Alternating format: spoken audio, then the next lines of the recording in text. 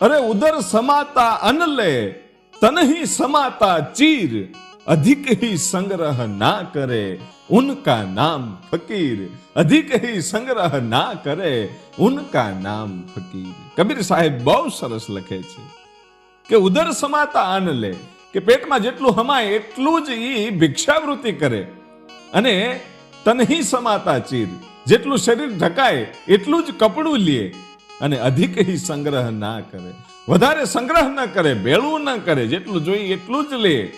ઉનકા નામ ફકીર, જે ભેળું ન કરે ને એને સંત કહેવાય. બાકી જેમ તેમ સંતપણું છે એ મળતું નથી. એટલે તો આપણા મહાપુરુષો એમ કહે છે કે નથી મફતમાં મળતા, એના મૂલ ચૂકવવા પડતા.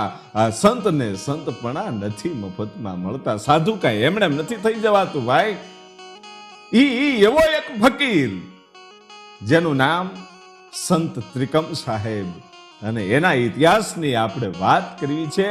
ઈ કેવો મહાપુરુષ, એના ઇતિહાસની જો વાત કરવી હોય તો એના પૂર્વજોને પહેલા આપણે યાદ કરવા પડે, ત્યારે આખા ઇતિહાસની આપણને ખબર પડે કે આ કોણ છે, કયા પરિવારમાંથી આવે છે, આ મહાપુરુષ કેવી રીતે બન્યા. સંત થવું એ જેવી તેવી વાત નહીં, આ તો પેઢીઓના પુણ્ય હોય ત્યારે એક મહાપુરુષ જન્મે, અને એવો જ એક મહાપુરુષ એટલે સંત ત્રિકમ સાહેબ. અને એના ઇતિહાસની જો વાત કરવી હોય તો કચ્છમાં જે ગેડી ગામ છે, એ ગેડી ગામમાં 80 કેટેગરીમાં આવતો સમાજ એ ગુરુ બ્રાહ્મણ રહે. અને એ ગુરુ બ્રાહ્મણો જે છે એ પોતાનું ગેડી ગામ છોડી અને બીજા ગામોમાં ફરે છે કામ માટે. જુદા જુદા ગામમાં કામકાજ કરવા માટે પોતે ત્યાં સ્થાનિક બનેલા, અને એનો જે વંશવેલો આગળ વધ્યો, જુદા જુદા ગામમાં એ લોકો કામ કરવા માટે ગયેલા. એટલે ગેડી ગામના વતની હોવાના કારણે એની શાખ ગેડિયા પડી ગઈ, ગેડિયા કહેવાતા. અને એમાંથી એક પરિવાર એટલે કચ્છના વાગડમાં રામવાવ નામનું ગામ છે, ત્યાં પણ એક પરિવાર આવેલો.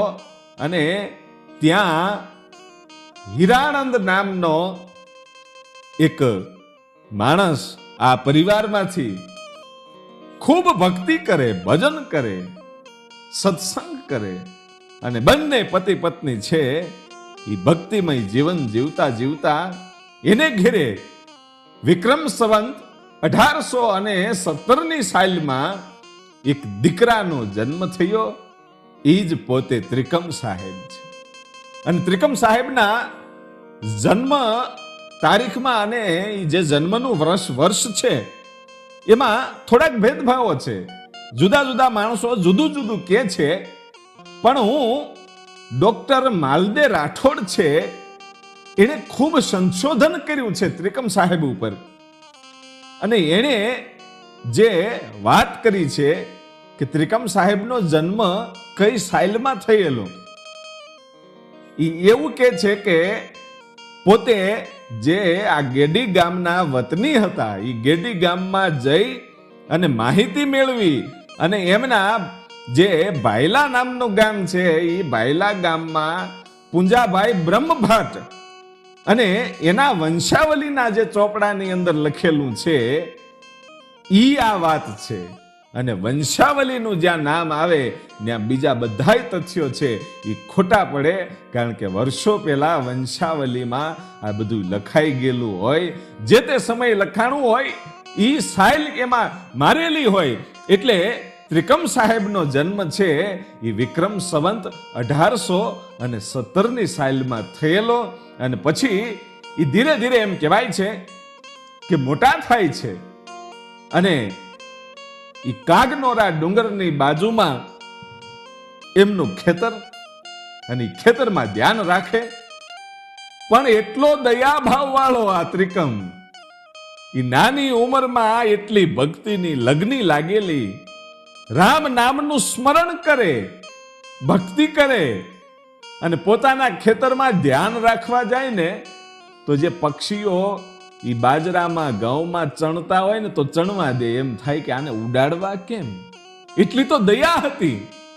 પક્ષીઓ એનો બધો બાજરો ચરી જતા, છતાં એને ઉડાડે નહીં.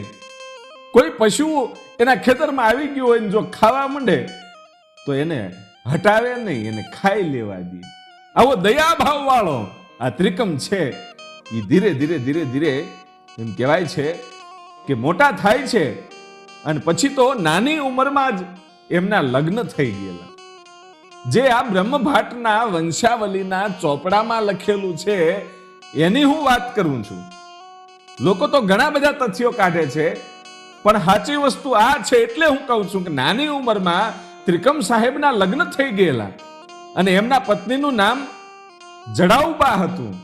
અને જડાઉબાને અને ત્રિકમ સાહેબની ઘેરે 2 દીકરાઓનો જન્મ થયેલો. એમાં મોટો દીકરો અમરદાસ અને નાનો દીકરો કરસનદાસ. હાલમાં એની કોઈ પેઢી કે એનો વંશજ મળતો નથી, પણ આ હકીકત છે. અને ત્રિકમ સાહેબ છે એ તો કાયમને માટે પોતાનું કામ કરે અને ધીરે ધીરે ધીરે ધીરે એ સમય જાતો જાય છે. એ ભક્તિમય જીવન જીવતા જીવતા કોઈના કાને એવી વાત સાંભળી કે જે ડુંગરો છે પોતાના ખેતરની બાજુમાં કાગનોરા નામનો એ ડુંગર છે, એ ડુંગરની ગુફામાં કોઈ મહાયોગી જેનું નામ રામગર બાપુ છે. એ સંત રામગર બાપુ છે ને એ તો મહાયોગી છે, જેના દર્શન કરતા ભવના પાપ ભવના ફેરા છે એ ટળી જાય એવો મહાયોગી છે. આ સંતના દર્શન કરવા જેવું છે. અને જેની ઉપર એનો હાથ પડી જાય ને એનો તો બેડો પાર થઈ જાય. આવી વાત સાંભળી એટલે આ ત્રિકમને એમ લાગ્યું ભાઈ કે આ સંતના દર્શન કરવા છે એકવાર. પોતાના ખેતરની બાજુમાં જ એ આ ડુંગર હતો અને કાગનોરા ડુંગરની ઉપર એ ગોતતો એ ગુફામાં ગયો ભાઈઓ. ગુફામાં ગયો અને સંત રામગર બાપુ છે એ પોતાની તપસ્યામાં લીન છે. અને પછી તો એના દર્શન કરી અને એવી અનુભૂતિ થઈ કે આહા. અને કાયમને માટે જ્યારે ખેતર આવે ત્યારે પેલા એ રામગર બાપાના દર્શન કરે. રામગર બાપા તો પોતાના ધ્યાનમાં મગ્ન હોય, એમની સેવા કરે. ત્યાં કચરો કાંઈ હોય તો એ સાફ કરી નાખે. એવી રીતે ધીરે ધીરે એમ કહેવાય છે કે એને એ સેવા ચાલુ કરી ભાઈઓ. અને દરરોજ જાય, દરરોજ સેવા કરે. અને ધીરે ધીરે ધીરે ધીરે એમ કહેવાય છે કે ત્રિકમ સાહેબને રામગર બાપુ એમ કહે છે કે બેટા અહીંયા શું કામ આવે છે ગુફામાં? તું શું કામ આટલી બધી સેવા કરે છે? કે નહીં બાપુ, મને આપની સેવા કરવી ખૂબ ગમે છે, મને આપની સેવા કરવા દો. એમ કરતા કરતા કરતા જ્યારે સમય ગયો અને ત્રિકમ સાહેબને એ રામગર બાપુની જેદી લગ્ની લાગી અને પછી એ રામગર બાપુના ચરણે પડીને એટલું કીધું કે બાપુ હવે આજ અહીંયા સેવા કરવા આવ્યો છું, હવે પાછું નથી જાવું. કે કેમ? કે બાપુ હવે આપના ચરણોમાં રાખો, મને દીક્ષા આપો, મને બોધ આપો બાપુ, મને ઉપદેશ આપો. અને ત્યારે રામગર બાપુ એ રામ સ્વામી એટલું બોલ્યા હતા કે બેટા તને શિષ્ય બનાવો એ મારું કામ નથી, હું તો ગુફામાં રહેવા વાળો અવધૂત ઓલિયો, માટે આ હું તને અંચળો આપું છું, આ ભગવો અંચળો લઈ જા અને હું તને એક એવો મહાપુરુષ ચિંધું છું ને, તું ત્યાં જા અને એ મહાપુરુષ તને દીક્ષા આપશે, બોધ આપશે. કે બાપુ ક્યાં જાઉં? કે રાપરમાં દરિયાસ્થાનની જે જગ્યા છે ત્યાં ખીમ સાહેબ છે, ઈ તને બોધ આપશે. અને એ અંચળો લઈ અને ભાઈ આજ ત્રિકમ સાહેબ છે એ ધીરે ધીરે ધીરે ધીરે એ મીંડ્યા હાલવા. પોતાના ગામથી 20 કિલોમીટર જેટલું થાય રાપરમાં આવી અને એ દરિયા સ્થાનની જે જગ્યા છે ત્યાં જઈ અને આ જ્યારે આમ નજર કરે છે ત્યારે એક ઢોલિયા ઉપર એ ખીમ સાહેબ બેઠા છે અને ઢોલિયો છે એ ધરતીથી 1 વેત જેટલો ઊંચો છે ભાઈઓ. અને એને જોતાની સાથે એમ થઈ ગયું કે આહા, રામગર બાપુ આજે એક સાધુ બતાડ્યો છે, આની જેવો ગુરુ હવે બીજે કઈ મળે નહીં. અને ગડગડતી દોટ કાઢી અને ઈ ખીમ સાહેબના ચરણોમાં ભાઈ પડ્યા હો.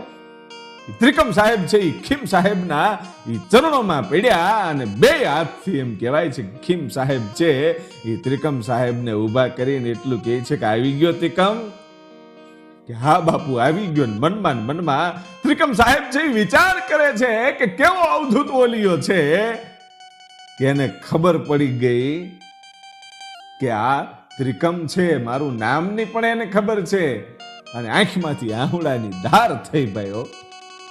કારણ કે ગુરુ હારે પ્રેમ એવો જ હોય કે જેને પ્રેમ હોય અને એને એના ગુરુ જેદી હામાં મળી જાય ને તેદી કાંઈ કારણ વગરના આંખમાંથી આહુડા આવી જાય ભાઈ. ત્યારે ગુરુનો પ્રેમ મળે, ત્યારે બોધ મળે અને ત્યારે જ ગુરુનો હાથ છે એ આપણી ઉપર પડે. એ આજ ત્રિકમ સાહેબની આંખોમાંથી આહુડાની ધાર થઈ છે અને કીધું બાપુ ચરણોમાં રાખો, મને રામઘર બાપુએ મોકલ્યો છે, આ આંચળો આપ્યો છે. અને તેથી ત્રિકમ સાહેબે કીધું કાંઈ વાંધો નહીં, આ જગ્યામાં રહ્યો, સેવા કરો, ભૂખ્યા દુખ્યાની સેવા કરો, લોકોને જમાડો, સમય આવશે ત્યારે હું તમને બોધ આપીશ. અને પછી ઈ દરિયા સ્થાનની જગ્યામાં રાપરમાં એમ કહેવાય છે કે ત્રિકમ સાહેબે પોતાના ગુરુની ખૂબ સેવા કરી ભાઈ. ગુરુની આજ્ઞાનું પાલન કરે, એની સેવા કરે, ગાયોને નિરણ નાખે, ગરીબ માણસોને બોલાવી અને એને ખવડાવે. એમ કરતા કરતા અને એક વખત ઘટના એવી બની, ઘણા બધા શિષ્યોની સાથે પૂજ્ય ખીમ સાહેબ છે ઈ દ્વારકાની યાત્રાએ જવા માટે જ્યારે નીકળે છે ત્યારે એની સાથે ત્રિકમ સાહેબ પણ જાય છે.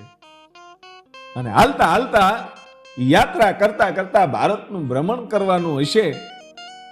એ ભ્રમણ કરતા કરતા જ્યારે દ્વારકામાં પહોંચ્યા ત્યારે બેટ દ્વારકા ભગવાન કૃષ્ણના દર્શન કરવા માટે જવું છે. અને લોકો એ બરાબર હોડીમાં બેહે છે. ખીમ સાહેબ બેહી ગયા, એની સાથે જે શિષ્યો હતા, માણસો હતા, એ પણ બેહી ગયા. અને એ વખતે જ્યારે ત્રિકમ સાહેબ બેહવા માટે જાય છે ત્યારે ખારવાએ કીધું કે તમે નહીં હો, કે તમે નહીં આવતા અંદર. કે કેમ?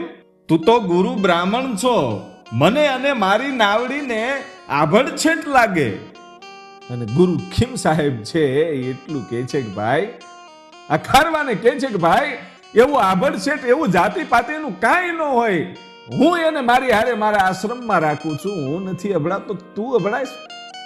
કે હા, તમે ભલે નો અભડાવ પણ હું અભડાઈશ. શું કામ? ખીમ સાહેબની સાથે રહેતા રહેતા એને જે બ્રહ્મ જ્ઞાન થયું હતું એટલે ખૂબ એને ભજનો ગાયા હતા. ત્રિકમ સાહેબે ખૂબ પોતાના બનાવેલા ભજનો ગાયા હતા અને લોકોના હૃદય સુધી ભજનો પહોંચી ગયા હતા. એટલે બધાને ખબર પડી ગઈ હતી કે આ ત્રિકમ છે ને ઈ એસી કેટેગરીમાં આવતા સમાજના ગુરુ બ્રાહ્મણ છે. એટલે લોકો તે સમાજને નીચી જાતિ માનતા. એટલે આ નાવડી ચલાવનારને પણ ખબર હતી કે આ ભજન ગાય છે એ એસી સમાજનો ત્રિકમ છે, એટલે આને આપણે આભડછેટ લાગે, માટે આને નાવડીમાં બેસવા ન દેવાય. અને પછી ના પાડે છે ત્રિકમ સાહેબને. અને ત્યારે ત્રિકમ સાહેબ છે એ પોતાના બંને હાથ જોડી અને ખારવાને વિનંતી પણ કરે છે કે મને લઈ જાઓ, કે મને આવવા દો, મારે ભગવાન દ્વારકાધીશના દર્શન કરવા છે બેટ દ્વારકામાં. અને ત્યારે ઓલો ખારવો છે એ થોડોક મેણા બોલે છે કે તમે તો બહુ ભજન ગાવ છો, બહુ ગુરુના ગુણગાન ગાવ છો, બહુ ભક્તિ કરો છો, ને એવડો મોટો ભગતડો હોય તો આ ખંભે ભગવો અંસળો છે ઈ દરિયામાં નાખને એની ઉપર બેહીને સામે પાર ઉતરી જાને. તને ભગવાનના ઉપર ભરોસો નથી? ઈ તને સામે પાર નહીં ઉતારી દે? અને મનની અંદર વિચાર આવ્યો કે વાત તો બહુ સાચી છે, બીજા કોઈ પાર ઉતારે કે ન ઉતારે, બાકી ગુરુ ઉપર જો વિશ્વાસ હોય તો ગુરુ પાર ઉતારી દે. અને ગુરુને ખીમ સાહેબને કીધું કે આપ પધારો, હવે મારું જે થવું છે એ તાહે, ઈશ્વર છે, દ્વારકાધીશ છે એ રસ્તો કાઢશે. અને ઈ હોડી નીકળી ગઈ અને ઈ કાંઠે ઊભા ઊભા પોતાના ખંભે રહેલો રામગર બાપુએ આપેલો ઈ ભગવો અંચળો છે દરિયામાં ઘા કર્યો અને કીધું કે હે ગુરુ, હજી મને ભલે તમે દીક્ષા ન આપી હોય પણ હું તો તમને ગુરુ માનું છું. ખીમ સાહેબને પ્રાર્થના કરે છે ભાઈઓ કે તારવા વાળો તો તું છો. આ સંસાર સાગરમાં અમે તો નાનકડા એવા તરવૈયા છીએ પણ તારવા વાળો તું છો. હવે તાર તોય તું ને માર તોય તું, અમારે તો તારા આધારે જીવવાનું છે એમ કહી અને ભગવો અંચળો છે દરિયામાં નાખી અને એની ઉપર એમ કહેવાય છે ઠેકડો મારીને ઈ ત્રિકમ સાહેબ છે બેહી ગયા અને અંચળો મળ્યો તરવા. અને હજી તો આ હોડી સામે કાંઠે પોગે ન પોગે બેટ દ્વારકામાં ઈ પેલા તો ખીમ સાહેબ આગળ થઈને પોગી ગયા હતા ભાઈઓ. ખીમ સાહેબની હજી તો આ હોડી સામે કાંઠે પોગે ન પોગે ઈ પેલા તો એમ કહેવાય છે કે ત્રિકમ સાહેબ પોગી ગયા હતા ભાઈઓ.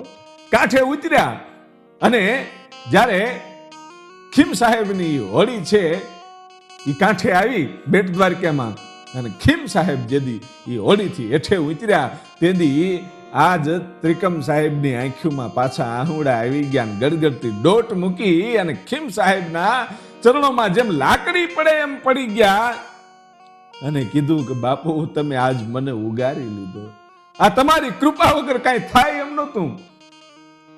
અને એને ખીમ સાહેબ છે ત્રિકમ સાહેબને ઊભા કરે છે અને માથે હાથ મૂકીને કીધો કે લે હવે આજ તારી માથે મેં હાથ મૂકી દીધો છે.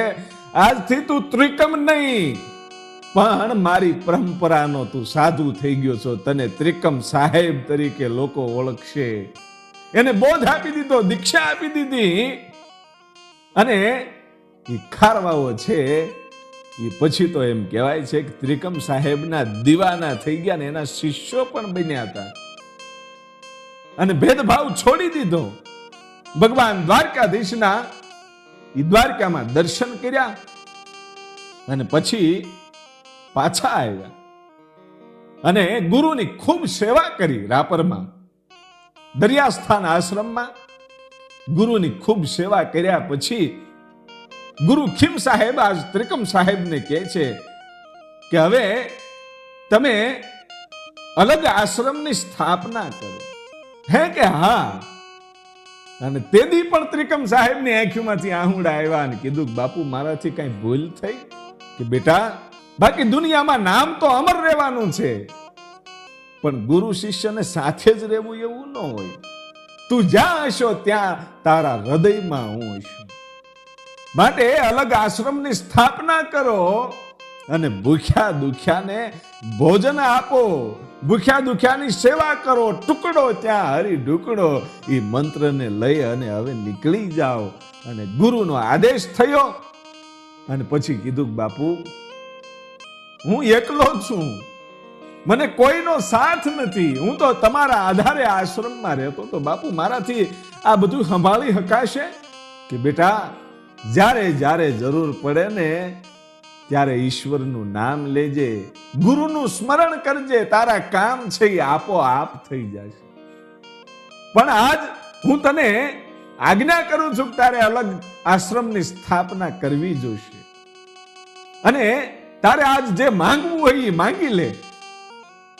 અને તેથી ત્રિકમ સાહેબે એટલું કીધું કે બાપુ તમે મારા ઉપર હાથ મૂક્યો ને મને બોધ આપ્યો, એનાથી વધારે મારે શું જોઈએ? પણ હું આપની પાસે એક વચન માંગુ છું. કે શું વચન?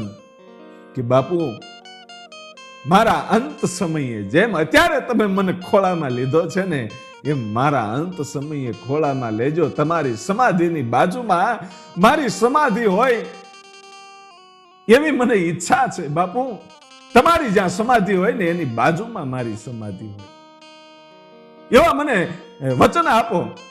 અને તેથી ખીમ સાહેબ છે ને વચન આપે છે કે જા બેટા મારી જ્યાં સમાધિ હોય ને એની બાજુમાં તું સમાધિ લેજે.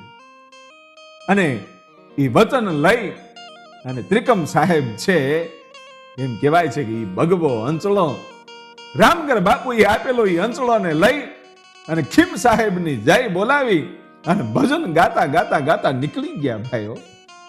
અને એ કચ્છનું જ્યાં ચિત્રોડ ગામ છે એ ત્યાં આવી અને એમ કહેવાય છે કે એણે ત્યાં આશ્રમની સ્થાપના કરી અને પછી તો કાયમને માટે એ ભજનો લલકારતા હોય, ગુરુનું સ્મરણ કરતા હોય અને માળાના મણકે મણકે જાણે ખીમ સાહેબ બેઠા હોય અને એના ગુરુના ભજનની લહેરું લાગી હોય.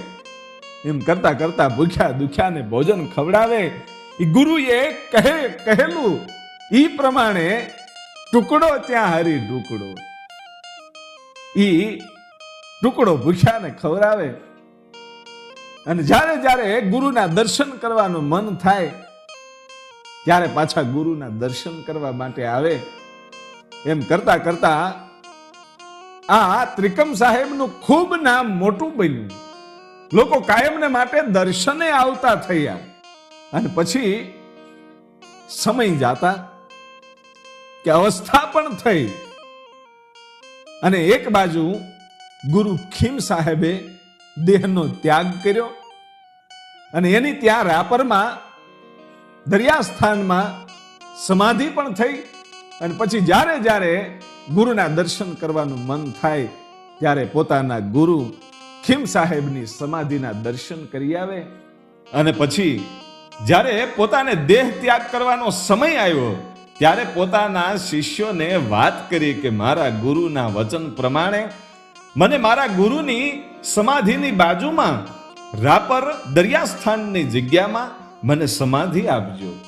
એમ કરતા કરતા વિક્રમ સંવત 1892 શ્રાવણ વદ આઠમ એટલે કે જન્માષ્ટમીના દિવસે પોતે એમ કહેવાય છે કે ત્રિકમ સાહેબે પોતાના દેહનો ત્યાગ કર્યો.